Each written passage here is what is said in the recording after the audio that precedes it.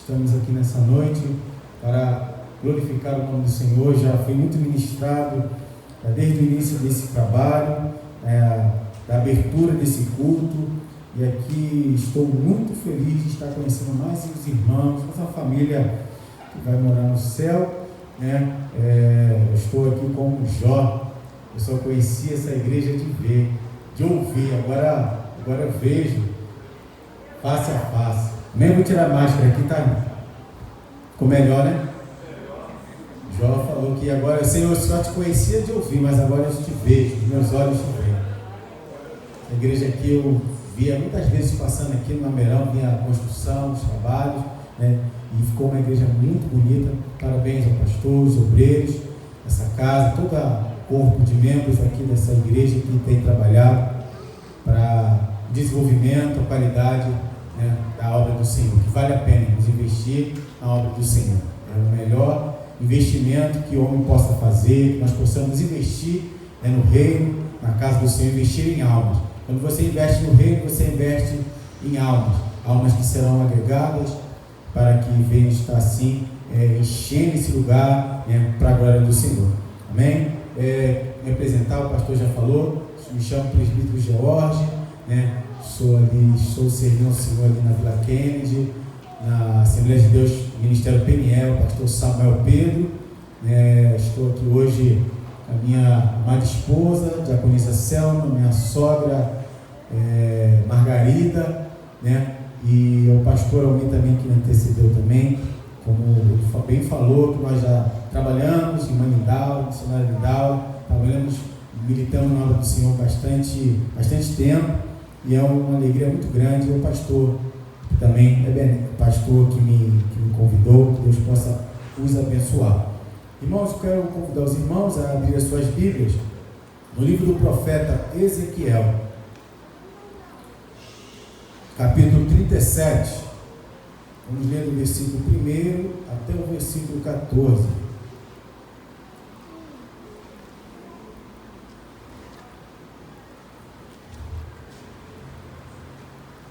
Ezequiel, capítulo 37, o verso 1 até o verso 14. Veio sobre mim a mão do Senhor, ele me levou pelo Espírito do Senhor, me deixou no meio de um vale que estava cheio de ossos, e me fez andar ao redor deles. Eram muito numerosos na superfície do vale e estavam sequíssimos. Então me perguntou: filho do homem, acaso poderão reviver esses ossos? Respondi: Senhor Deus, tu o sabes. Disse-me ele: profetiza a estes ossos e diz-lhes: ossos secos, ouvi a palavra do Senhor. Assim diz o Senhor Deus a estes ossos: eis que farei entrar o Espírito em vós e vivereis. Porei tendões sobre vós, farei crescer carne sobre vós estenderei pele, e porei em vós o Espírito e vivereis, e sabereis que eu sou o Senhor. Então profetizei segundo me fora ordenado. Enquanto eu profetizava, houve um ruído, um barulho de ossos que batiam contra ossos, e se ajuntavam cada osso a seu osso. Olhei, e eis que havia tendões sobre eles, e cresceram as carnes, e se estendeu a pele sobre eles, mas não havia neles o Espírito. Então ele me disse: profetiza ao Espírito, profetiza, ó filho do homem, e diz-lhes: assim diz o Senhor Deus, vem dos quatro ventos, ó Espírito, e assopra sobre estes mortos para que vivam. Profetizei como ele me ordenara, e o Espírito entrou neles, e viveram, e se puseram em pé, um exército sobremodo numeroso. Então me disse: filho do homem, estes ossos são toda a casa de Israel. Eis que dizem, os nossos ossos se secaram, e pereceu a nossa esperança. Estamos de todo exterminados. Portanto, profetiza e diz-lhes: assim diz o Senhor Deus: eis que abrirei a vossa sepultura e vos farei sair dela, ó povo meu, e vos trarei a terra de Israel. Sabereis que eu sou o Senhor, quando eu abrir as vossas sepulturas e vos fizer sair dela, ó povo meu. Porei em vós o meu espírito, e vivereis, e vos estabelecerei na vossa própria terra. Então sabereis que eu, o Senhor, disse isto e o fiz, diz o Senhor. Irmãos, é uma leitura, é uma referência que muitos irmãos já conhecem, né? Já ouviram pregações diversas vezes, ou já leram nas suas próprias Bíblias, né? E a gente, quando sempre se depara com esse cenário, com essa visão que o profeta Ezequiel teve, a gente fica, de certa forma, surpreso. A gente fica, às vezes, se indagando: que visão é essa que o profeta teve? Num cenário totalmente caótico, um cenário totalmente sem esperança. E o profeta é colocado naquela condição, naquele contexto. E ali ele começa, o Espírito Santo conduz ali aquele contexto e começa a fazer que ele viesse rodear aquele vale de ossos secos. E ali o profeta começa a ter uma visão, mas uma perspectiva melhor daquilo que ele estava vendo, talvez aquilo que ele estava vendo de longe. Ele falou assim: não estou acreditando que está dessa forma. Lembra quando a gente nos fala alguma coisa? A situação está dessa forma. Eu me lembro quando foi convidado, foi falado com Jesus que Lázaro estava morto, ou melhor, estava doente. Ele não estava morto. Lázaro, o seu amigo, está doente, em Betânia. E Jesus falou: eu irei até Betânia. Mas só que no caminho até Betânia, levou-se 4 dias, levou-se um determinado tempo. Jesus foi se tardando, Jesus foi fazendo as suas atividades, os seus compromissos, até Jesus chegar em Betânia. E quando ele chegou em Betânia, vieram falar com Jesus: olha, o seu amigo Lázaro, que estava doente, agora morreu.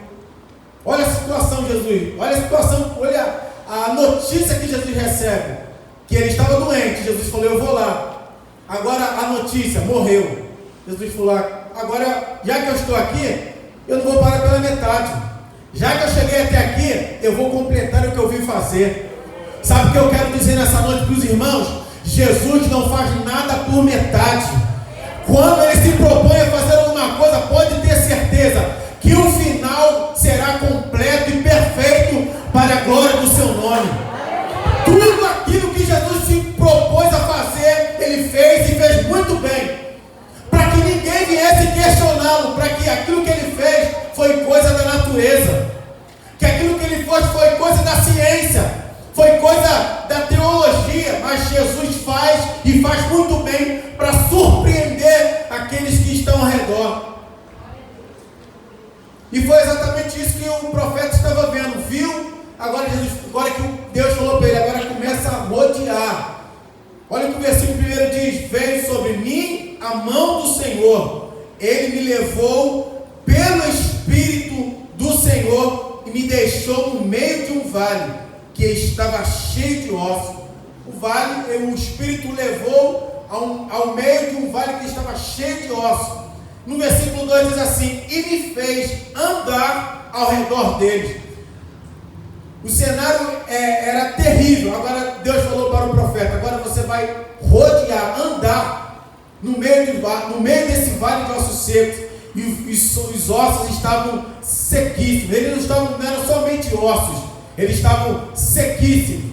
Agora o profeta começa a rodear no versículo 2, rodear. Ele começa a olhar: está muito difícil. A situação, eu imaginava quando eu estava de longe, eu estava fora, eu não estava no meio, eu não estava vendo a realidade. Agora eu estou no meio, rodeando. Agora eu estou vendo que a situação está bem difícil. O nome do profeta Ezequiel, do Ezequiel significa Deus fortalece, o nome dele. É um nome bem propício para a situação que ele estava vivendo, para a situação que o Espírito levou a experimentar. Uma situação favorável. O nome dele já sinalizava que Deus iria mudar aquele quadro, mudar aquela situação. O nome dele significa Deus fortalece. Ele foi despojado para a Babilônia, como Nabucodonosor levou todos os israelitas para a Babilônia. Então, um desses que foram levados foi Ezequiel. A sua moradia era próxima ao rio, o rio Quebar. No versículo capítulo 1 diz que quando ele recebeu o chamado do Senhor, ele estava exatamente no rio Quebar, as fontes, estava de frente para o rio Quebar. No ano aproximadamente 597 a.C., 5 anos mais tarde, recebeu sua chamada como profeta, no capítulo 1, versículo 2. Então ele estava já morando em Babilônia, já próximo ao rio Quebar, aproximadamente 597 a.C., e no capítulo 2, ele, há 5 anos após, ele começa a receber uma chamada para ser profeta do Senhor. Irmãos, o que me deixa tão maravilhado, que Deus ele chama pessoas, e olha que cenário que Ezequiel estava. Ele estava na Babilônia, tinha sido deportado pelo rei Nabucodonosor, mas mesmo assim ele recebe um chamado. Sabe o que eu quero dizer nessa noite para os irmãos? Deus, quando Ele nos chama, independente de onde nós estamos, independente de qual o cenário que está ao nosso redor, Deus nos chama, e quando Ele nos chama, Ele garante, e quando Ele nos garante, Ele nos respalda naquilo que Ele tem nos chamado. Independente da situação que estava Ezequiel lá na Babilônia, mas Deus falou: eu te chamei para que você seja boca profética aqui aonde você está. Se fosse um homem a olhar, a chamar Ezequiel, jamais chamaria. Ele está na Babilônia, eu vou chamar. Como que na Babilônia Deus suscitará profeta? Como que na Babilônia, um lugar de escravidão, Deus suscitará profeta? Por isso que eu amo as escrituras, que a Bíblia diz que Deus, aonde abundou o pecado, superabundou a graça. O lugar que você viveu de tristeza, de solidão, de cinzas, Deus é capaz e é poderoso para inverter a situação e te fazer profeta no lugar da sua servidão. É Efraim, Deus me fez prosperar na terra da minha servidão. Deus vai me fazer prosperar onde? Aonde eu estou sorrindo? Não, aonde eu estou chorando. Aonde foram os lugares que as lágrimas foram derramadas, pode ter certeza, anote aí na sua agenda. Vai ser o lugar aonde terá os seus melhores sorrisos. Aonde foram as suas lágrimas que desceram no seu rosto, que foram abundantes, pode ter certeza, será lá, exatamente nesse lugar, que será o lugar dos seus melhores sorrisos. Os seus melhores sorrisos serão no lugar aonde foi a humilhação. É por isso que a Bíblia fala: ao invés da vergonha, haverá dupla honra. O capítulo 37 começa com cinza, começa com um cenário totalmente perdido. E no capítulo 14, estendendo o versículo 14, mais em frente, já o cenário muda. Já receberam o Espírito, já foram restaurados, aqueles corpos, aqueles ossos sequíssimos foram restaurados. Começa de uma forma trágica e termina com vitória. Pegou essa palavra? Começa na derrota e termina cantando o hino da vitória. Eu vou repetir mais uma vez: começa na sepultura e mais tarde vai estar cantando o hino da vitória. Eu vou repetir mais uma vez: começa com lágrimas, começa com morte, mas no final será culto de ações de graças. O faraó não vai impedir, o inferno não vai impedir. Sabe por quê? O Senhor que está conosco, o Senhor dos exércitos, o Senhor dos exércitos está conosco, e nada pode impedir o seu agir. Deus é especialista em mudar esse cenário, irmão. Cenários caóticos, de morte. Funeral, Deus falou: o funeral vai acabar. Sabe por que acaba? Não é porque o profeta está no lugar, é porque Deus está operando. A mudança do cenário do capítulo 37 não é porque o profeta foi usado, foi porque Deus quis realizar aquela restauração. A nossa vitória não está na palavra do homem, a nossa vitória não está na palavra do presidente, a nossa vitória não está na perspectiva humana, a nossa vitória está, irmãos, em confiar no Senhor, está em confiar e não se desesperar, ainda que a situação seja contrária, ainda que tudo ao nosso redor diga o contrário, as situações, os prognósticos dizem tudo ao contrário, mas a palavra nessa noite é confiar no Senhor, manter a esperança no Senhor. Possivelmente, o profeta Ezequiel iniciou seu ministério com a idade de 30 anos. E olha como é tremendo. Ele estava viúvo. Não sei se os irmãos conhecem, mas o ministério dele, com 30 anos, ele foi chamado pelo Senhor no capítulo 1. Mas só que quando parece assim, foi chamado pelo Senhor, agora ele vai estourar, né? Ele vai deslanchar. Agendas vão aparecer. Agora ele fica viúvo. Agora vem a sua esposa, subitamente no dia em que Nabucodonosor investiu contra Jerusalém, a sua esposa, subitamente, ninguém sabe, a Bíblia não fala como veio a sua morte, mas ela morreu. Agora o profeta, por se sentir naquela condição, eu acredito que ele viveu talvez com mais liberdade, por estar naquela condição de viúvo, a exercitar o seu ministério profético. Israel se afastou de seu Deus. O cenário era esse. O capítulo 17, na parte, no versículo 12, o versículo 11 diz assim: então me disse, filho do homem, estes ossos são toda a casa de Israel. Aqueles ossos que estavam na visão profética de Ezequiel, era toda a casa de Israel, não era a única casa, ou uma casa. Ele fala, toda a casa de Israel estava sendo representada simbolicamente por aquele vale de ossos secos. Israel se afastou-se de Deus, abandonou os preceitos divinos e enveredou pelos caminhos da desobediência. Israel afastou-se de Deus e foi um dos motivos que levou, o Senhor permitiu que Nabucodonosor levasse o povo israelita para a Babilônia, ou tomasse, sitiasse aquela cidade que era a cidade de Deus. Israel afastou-se de Deus, fragilizou-se espiritualmente, perdeu sua saúde espiritual. Irmãos, uma coisa que é muito séria, quando nós nos afastamos da presença do Senhor, nós perdemos a nossa saúde espiritual e nos tornamos crentes espiritualmente com defeitos, problemáticos. Nós nos tornamos crentes espiritualmente com problemas, porque nos afastamos muitas vezes do Senhor. As doenças espiritualmente, existem doenças que precisamos exatamente buscar a ciência, os médicos colocados por Deus, mas existem coisas, Jesus mesmo falou, existem caixas de demônios que só sai com jejum e oração. Quem já teve essa experiência aqui? Que teve que orar e foi nos médicos, os médicos, olha, eu não sei o que está acontecendo, eu estou vendo aqui nas minhas análises, nos exames, não vejo nada, e você sente uma dor aqui, você não é possível. Eu fui várias vezes, fiz vários exames, fui em outro médico, e nenhum dos médicos resolveram, nenhum dos médicos conseguiram diagnosticar o problema.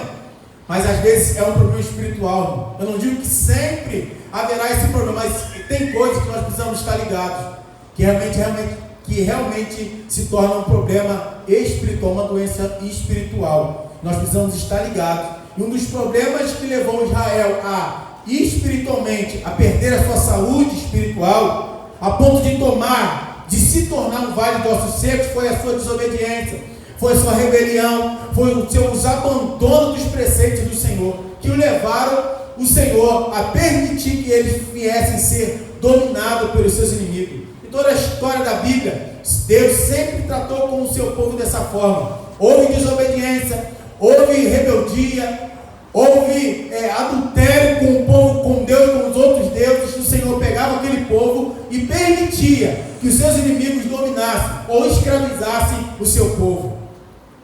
Parece que Deus fala assim, se vocês obedecerem, eu vou estar com vocês e vou abençoar. Mas o fato de vocês me abandonarem, transgredirem meus mandamentos, eu vou permitir que os inimigos venham e tomem a vida de vocês, escravizem vocês. Ninguém aqui, irmãos, Deus não criou um homem para viver escravo de nada. A Bíblia fala que o Senhor já nos libertou do império das trevas e nos transportou para o reino do Filho do seu amor. Deus não nos chamou para sermos escravos do pecado. Deus não nos chamou para sermos escravos dos nossos inimigos, e nem mesmo do inimigo das nossas almas. E uma coisa, irmãos, que é tremenda, é que o diabo ele tem uma raiva tremenda das nossas vidas, irmão. Sabe por quê? Ele sabe que por mais que a situação que nós possamos estar vivendo, nossas famílias possam estar vivendo, Deus jamais desistirá da nossa família. Deus jamais abrirá a sua mão daquilo que Ele tem para fazer nas nossas famílias. E o diabo, ele quer inculcar na nossa mente que já não tem mais esperança, não tem mais jeito, acabou. Coloca o ponto final nessa situação, e Deus está falando: sou eu, Senhor, que dou a última palavra. Deus está falando com alguma pessoa aqui nessa noite. Sou eu, o Senhor, que dou a última palavra. A última palavra, a resposta está nos lábios do Senhor. Versículo 2: que visão horrível e assustadora, mas foi o próprio Deus que levou o profeta a andar ao redor deles. Eram muito numerosos na superfície do vale e estavam sequíssimos. Versículo 2 fala isso. Então o profeta começou a andar e começou a se deparar com problemas que ele não tinha visto. Quando a gente começa a viver com algumas pessoas, nossas esposas, amigos, a gente começa a descobrir alguns defeitos. Quando a gente está de longe, a gente não conhece, mas a gente está mais próximo, a gente começa a ver defeitos. E foi talvez o que o Senhor fez que o profeta visse. Olha, você vai continuar convivendo, vai começar a rodear e vai ver exatamente qual é o diagnóstico daquele povo, o diagnóstico daqueles ossos que estavam sequíssimos. Mas sabe o que é mais maravilhoso que eu vejo com Deus para com Ezequiel naquele cenário? Ezequiel não foi chamado como juiz. Nós não somos chamados para ser juiz e nem advogado. Existe um advogado que é Jesus e juiz que é Deus. Nós somos chamados, irmãos, para levantar o que está caído. Sabe qual é o problema da igreja? Que algumas igrejas, fazendo de uma forma geral, é que nós, em vez de levantarmos, nós ajudamos a continuar as pessoas caídas. E o profeta não foi chamado para que os seus irmãos, aquele vale de ossos secos, ficassem naquela situação. Ele foi levado lá, rodeou aquele vale para ajudá-los. Ele não foi levado como juiz. Olha, aí está vendo que vocês pagaram, está vendo o preço que vocês estão pagando pela desobediência, pelo pecado, se prostituírem, está vendo? Vocês não obedeceram, olha o que está acontecendo com vocês. Não, o profeta foi lá não para ser juiz de ninguém, o profeta foi lá não para ser advogado de ninguém, ele foi lá com um recado da parte do Senhor. Eu vim aqui nessa noite com um recado da parte do Senhor, que Deus está restaurando famílias aqui nesse lugar, que Deus está restaurando famílias aqui nessa noite. E sabe o que Deus está mandando dizer aqui? Famílias que estão sendo acusadas, famílias que estão sendo julgadas pela visão humana, e Deus está dizendo aqui: sou eu que justifico, sou eu que justifico, sou eu, deixa comigo, que o resto tudo conta. Deixa com Deus, que Deus resolve, irmãos. Às vezes a gente quer resolver, a gente quer tomar o lugar de Deus. O profeta, ele teve o senso de se colocar no seu lugar. Ele foi lá, olhou, esperou, e olha o que o versículo 3 diz: então me perguntou. Foi Deus que perguntou. O profeta não foi: Senhor, olha, eu vi isso tudo aqui, agora o que eu faço? Não, foi Deus que perguntou. Então me perguntou: filho do homem, acaso poderão reviver esses ossos? Foi Deus que perguntou. E o profeta ficou naquela situação e falou assim: agora eu fiquei sem resposta. O que eu vou dizer? Eu já rodeei, vi que o cenário está terrível, horrível, eu não estou vendo nem mais um ponto de escape, não estou conseguindo enxergar. Aí Deus falou para o profeta: filho do homem, poderão reviver esses ossos? Eu acredito que Deus estava provando o profeta ali. na resposta que ele fosse dar a Deus, Deus talvez agiria Deus retornaria para o profeta de acordo com a sua resposta. Mas como ele foi muito inteligente, é que ele disse: Senhor, tu sabes, a minha condição, o meu olhar, eu não estou conseguindo ver a solução, mas Senhor, se tu agir, ainda tem solução e tem esperança. Ele foi muito inteligente, porque ele poderia falar assim: Senhor, está tudo acabado, pode enterrar, pode fechar o caixão, porque não tem mais jeito, agora é só sepultar e acabou, fazer um funeral. Mas quando ele virou para Deus, Deus perguntou para ele: Filho do homem, poderão reviver esses ossos? Poderá essa situação mudar? Ele falou: Senhor, tu sabes. Senhor, tu sabes. Senhor, tu sabes. Foi a resposta do profeta. Senhor Deus, tu sabes. Muito inteligente, porque ele sabia que se ele falasse, diagnosticasse o problema, que Deus nem perguntou isso a ele. Deus não perguntou: tu viu o problema? Irmãos, é maravilhoso Deus, irmãos. Como o pastor Alminha aqui falou muito bem, no capítulo 17 de Atos, Deus não precisa do homem para nada. Deus mostrou para o profeta que Deus não precisava do profeta para mudar o cenário daquele vale. O profeta foi levado por Deus e falaria aquilo que Deus mandasse ele falar.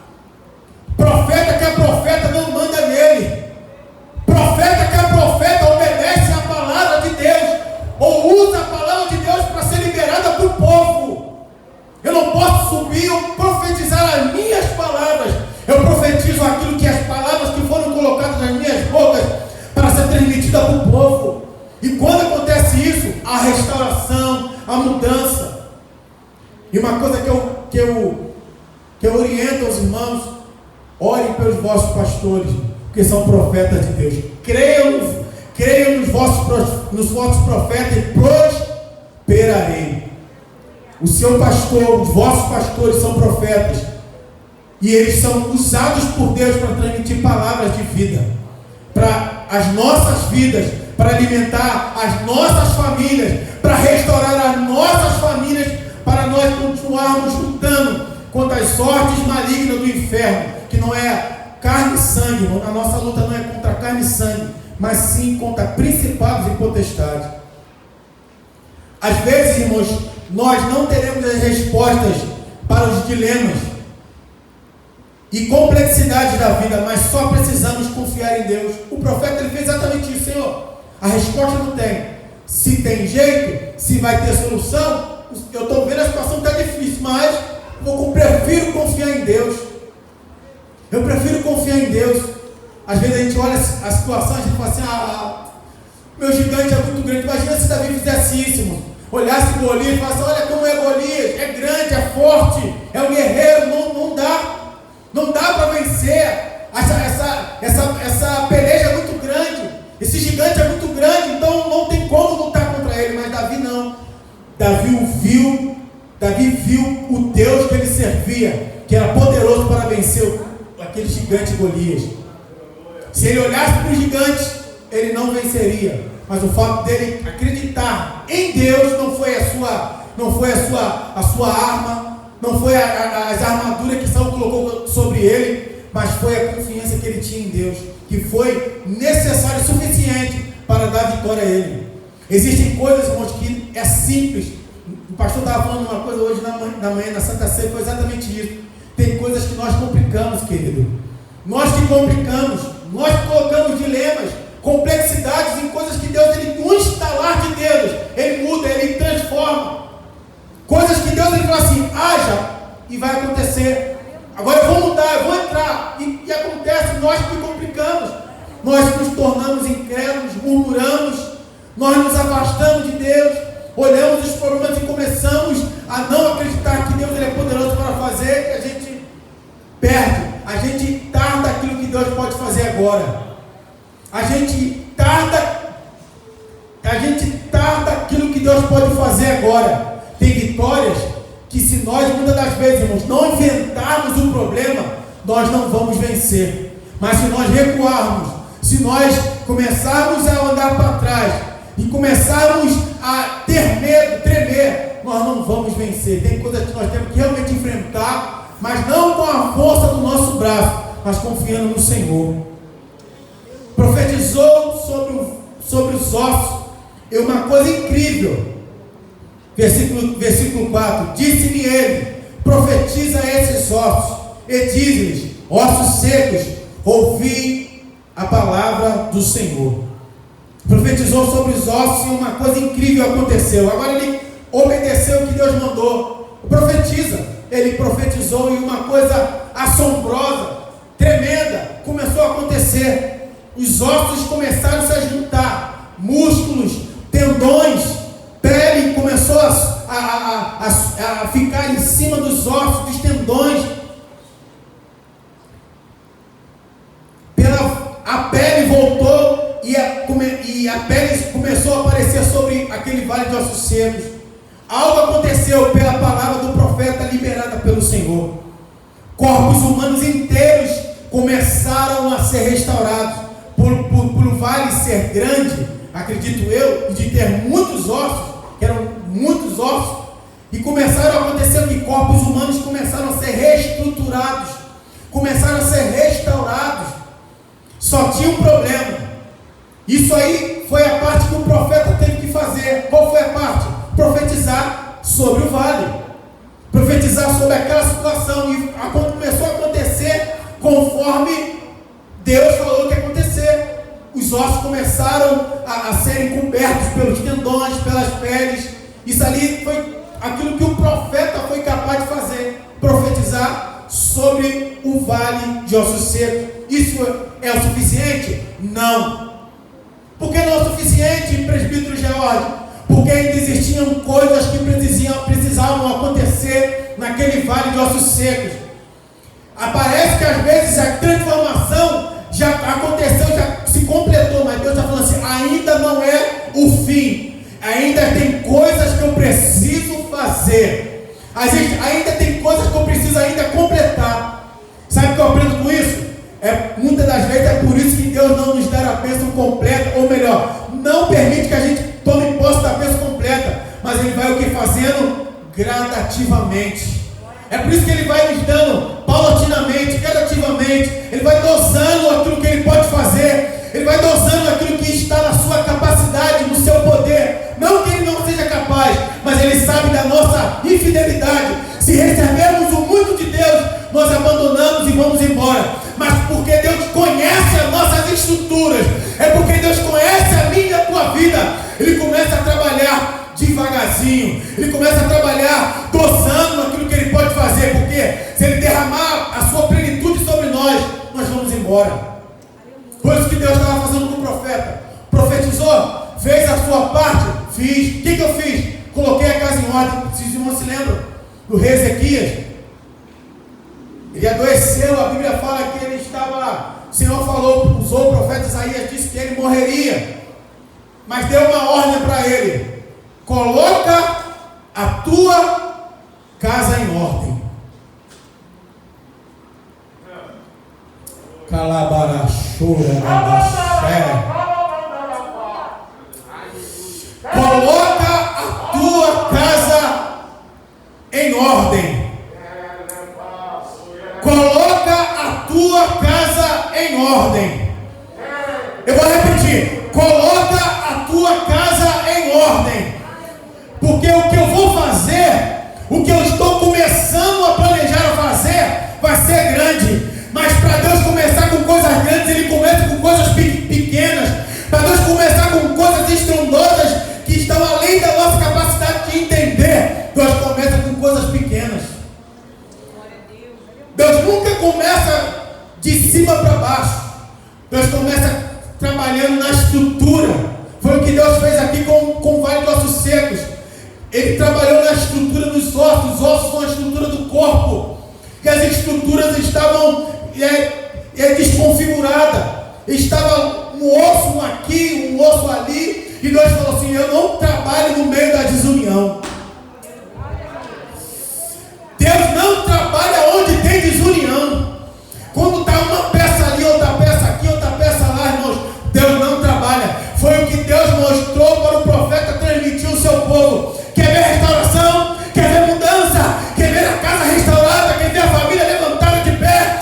Começa a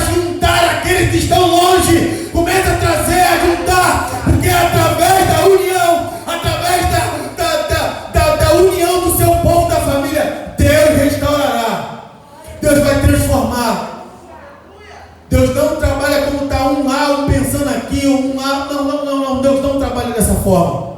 Deus trabalha quando começa a juntar. Juntou tudo. Agora eu vou começar a trabalhar.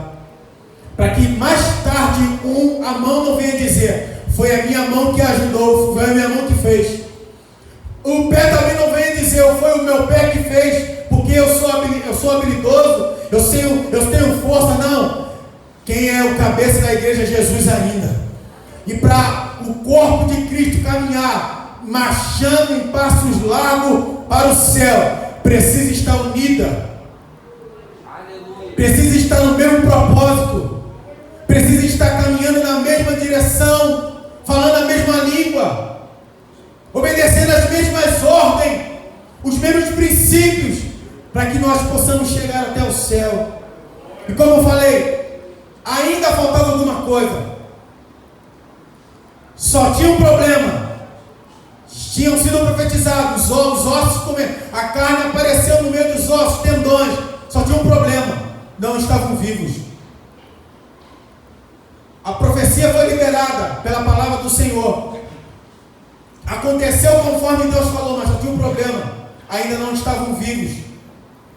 Versículo 8: olhei, e eis que havia tendões sobre eles, e cresceram as carnes, e se estendeu a pele sobre eles, mas não havia neles mais alto, mas não havia neles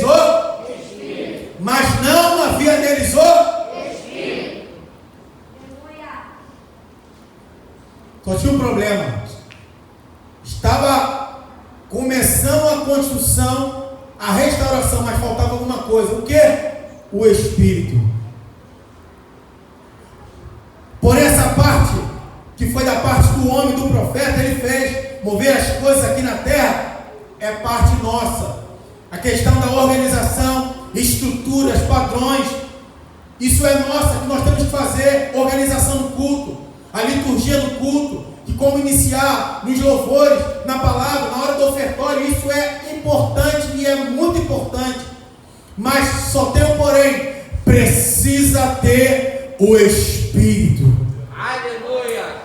Até na hora da oferta, até quando, irmãos, estamos saindo, precisa ter o Espírito. Saindo, despedindo para ir para a nossa casa, chegar na nossa casa, precisa ter o Espírito. Precisa, quando a gente pensa assim: acabou o culto, eu vou para minha casa e a minha vida continua segunda-feira, amanhã, as atividades.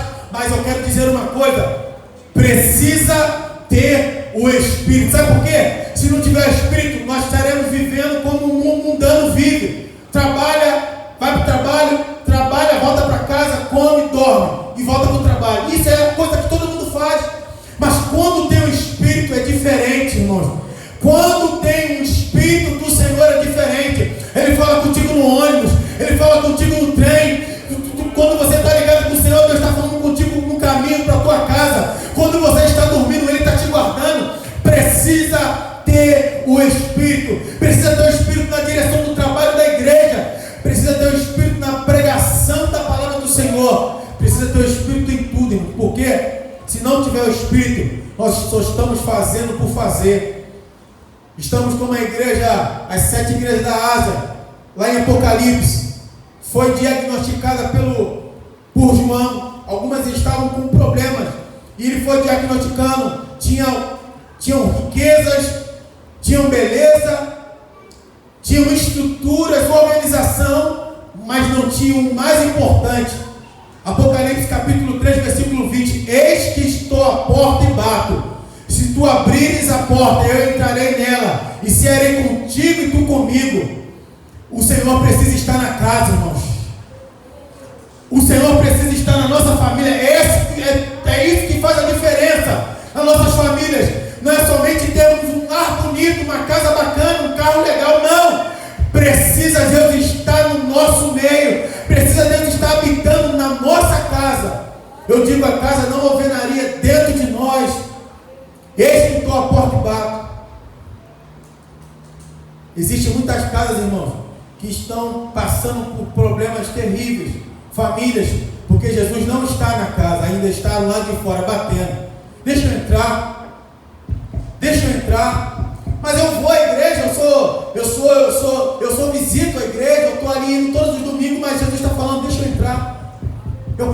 intimidade contigo, eu quero me relacionar com você, deixa eu entrar. Deixa eu entrar, deixa. E sabe quem tem essa chave? Não é Deus, é você, nós mesmos que temos essa chave. Deus não vai invadir as nossas casas e entrar, quem faz isso é o diabo. O diabo que invade a nossa casa faz uma bagunça, depois vai embora e deixa do jeito que ele quiser. Às vezes nem vai embora, continua lá e vai destruindo tudo, até ele ver um por um destruído. Mas Deus não. Quando a chave que está nas nossas mãos, ele entra, e é dado ele essa legalidade para entrar na nossa casa, ele entra e faz e transforma completamente. Faltava o Espírito. Versículo 9. Então ele me disse: profetiza ao Espírito, profetiza ao Filho do Homem, e diz-lhes: assim diz o Senhor Deus, vem dos 4 ventos, ó Espírito, e assopra sobre esses mortos para que vivam. A restauração perfeita quando chegou, porque ele foi direcionado. Olha que coisa tremenda. Ele foi direcionado, aquela parte que era humana, terrena para fazer, o profeta fez, profetizou no vale, ou para o vale. Agora o que era para fazer a restauração completa, que ainda dependia de Deus, ele falou assim: agora eu vou profetiza. Deus falou para o profeta: profetiza no Espírito, profetiza para o Espírito. Agora ele, quando inverteu a sua fala, que foi uma fala para o vale dos ossos secos, agora ele falou assim: já que ainda está faltando alguma coisa, eu vou fazer o seguinte, eu vou recorrer àquele que tem todo o poder, eu vou recorrer àquele que pode transformar e pode mudar o cenário e completar a sua obra. Quem é que pode fazer isso? Quem é o Rei da Glória? Quem é que pode mudar o cenário, a restauração da nossa família? Ó Espírito Santo, sopra dos 4 ventos da terra, sopra dos 4 ventos da terra, sopra dos 4 ventos da terra. Foi o que o profeta foi mandado a fazer: orar, profetizar no Espírito. E foi o que aconteceu, por causa do que eles disseram, por causa daquilo que o profeta falou, irmãos, aconteceu a restauração. Mas foi direcionada a quem? A Deus. Foi direcionada ao Espírito Santo, aquele que só Ele pode fazer. Tem coisas, irmãos, que só Deus poderá fazer. Foi o que o profeta falou: Senhor Deus, Tu sabes de todas as coisas. E uma dos diagnósticos, irmãos, que foi identificado pelo profeta, foi aqui no versículo 11. Acompanhe comigo na sua Bíblia, que eu já estou finalizando a minha palavra. Versículo 11 do capítulo 37. Então me disse: filho do homem, esses ossos são toda a casa de Israel. E eis que dizem: os nossos ossos se secaram e pereceu a nossa esperança. Estamos de todo exterminados. A causa do problema que estava aquele vale de ossos secos foi que eles perderam a esperança. Por causa do que eles disseram, que eles perderam a esperança, foi o que aconteceu com o seu problema, a sua condição foi de mal a pior. Eles não entenderam que Deus poderia transformar aquele cenário, mas pela uma palavra liberada pelo profeta, que eles seriam restaurados, que o Espírito sopraria sobre aquele vale de ossos secos, foi que aconteceu a transformação. Irmãos, tem coisas que Deus ele realmente vai usar profetas, e usa mesmo na terra. Mas, irmãos, nós precisamos entender que quem faz, o profeta está subordinado ao Espírito. O profeta está subordinado ao Espírito Santo de Deus. E uma coisa que eu quero finalizar a minha parte aqui também, que tem momentos, tem pessoas que chegaram aqui nessa noite, que às vezes a gente chega não como para ser profeta, mas nós chegamos muitas vezes na igreja como um vale. Às vezes a gente pensa assim: eu vou chegar e vou profetizar. Profetizar é muito fácil, irmão. Mas tem momentos que nós vamos chegar e vamos profetizar nas nossas vidas. Quando a gente profetiza é muito bom, mas também como a profecia vem para nossas vidas também é importante. E Deus falou comigo: existem pessoas que entraram aqui nessa noite, que vieram aqui como um vale, estão aqui como um vale, e foram profetas, e são profetas do Senhor. Mas nem sempre o profeta vai ter a palavra profética nos seus lábios. Às vezes Deus vai usar outro profeta para ser usado pela sua vida. E nós às vezes entramos como um vale. Senhor, eu estou quebrado, eu estou sem esperança, eu não tenho mais, eu estou desanimado. E Deus falou assim: eu vou te levar na minha casa e vou usar o meu profeta para profetizar na sua vida. O vale eram numerosos, o vale estava sequíssimo. O versículo 12 diz assim: portanto, profetize e dizes: assim diz o Senhor Deus, eis que abrirei a vossa sepultura, e vos farei sair dela, ó povo meu, e vos trarei a terra de Israel. Deus falou assim: eu vou tirar vocês, depois que entrou o Espírito, eu vou tirar vocês das vossas sepulturas, porque eles já tinham perdido a esperança. A causa era o quê? A causa é que eles tinham perdido a esperança. E qual era o efeito? A profecia do profeta, liberada pelo Senhor. Causa e efeito. Isso, nós todos vivemos isso. Qual é a causa? O meu problema, a minha incredulidade, a minha situação. Qual é o efeito que pode causar? Eu não posso, irmãos, me desesperar. Eu tenho que acreditar que Deus é poderoso para fazer aquilo que Ele tem para fazer na minha vida.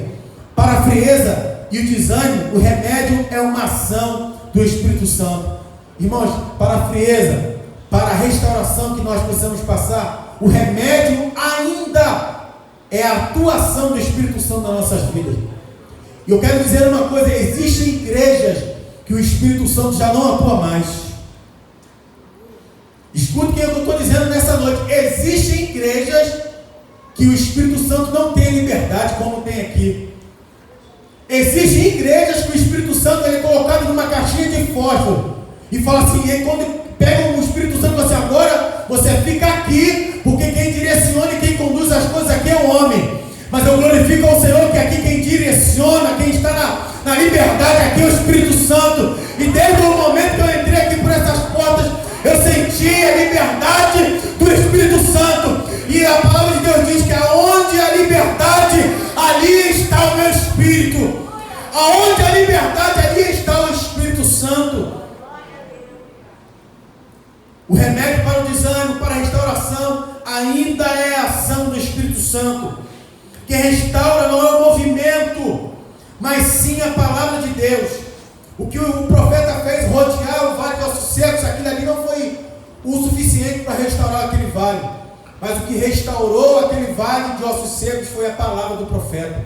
Foi a palavra liberada de Deus para o profeta. Não foi porque ele estava rodando, não foi porque ele estava pulando, não foi porque ele estava gritando. Foi porque ele foi usado por uma palavra de Deus para aquele povo.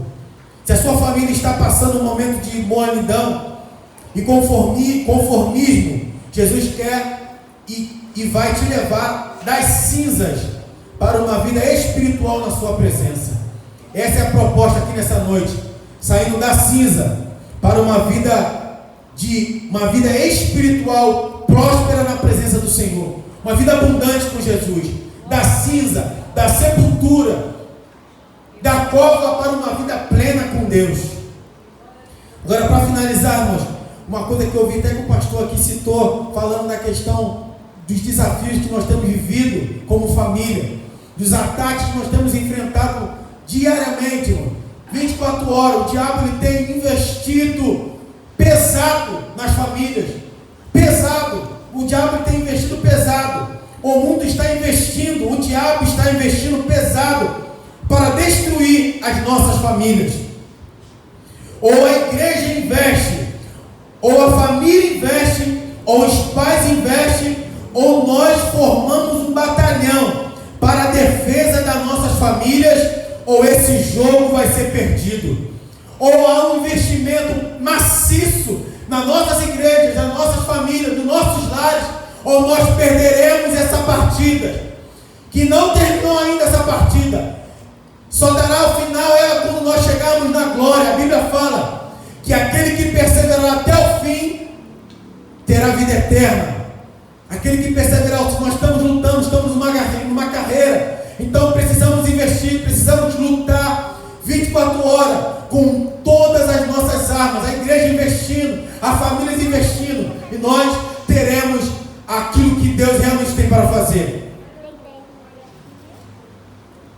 Vai ser perdido ou isso acontece, ou vai ser perdido nas futuras gerações. Não podemos ficarmos calados ou nos omitirmos. Esse é um desafio para que nós tenhamos as nossas famílias restauradas. Não nós podemos nos acovardar nem nos omitirmos, para que essa partida não se perca. Nós vemos o diabo cada vez mais ganhando campo e nós ficarmos olhando a bagunça, a destruição que ele tem feito nas demais famílias, na sociedade, e nós temos visto, e muitas das vezes dentro das nossas próprias igrejas. Irmãos, que Deus vos abençoe nessa noite. Quero agradecer pela oportunidade ao pastor que me convidou e me deu o púlpito para estar aqui, estar ministrando a palavra do Senhor. Que Deus abençoe. Muito obrigado. Com todos com Deus. Muito obrigado.